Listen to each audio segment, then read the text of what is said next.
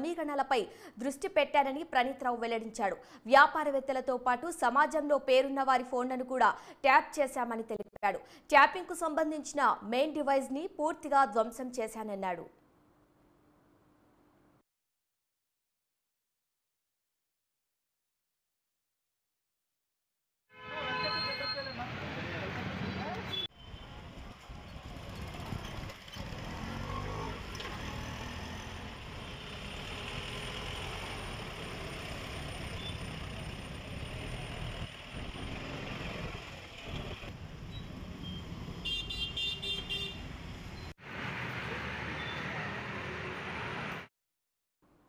పదిహేడు కంప్యూటర్లలో ఉన్న హార్డ్ డిస్క్లన్నింటినీ ధ్వంసం చేశానని విచారణలో ప్రణీత్ రావు వెల్లడించాడు.